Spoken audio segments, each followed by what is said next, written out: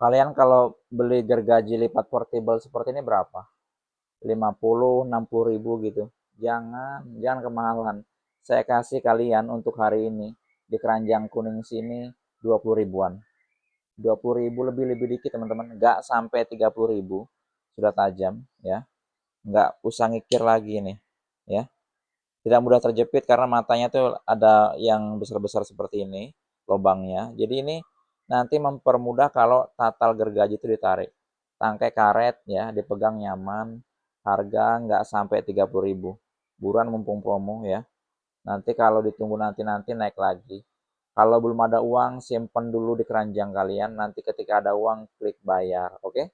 Buruan teman-teman ya, jangan sampai terlambat.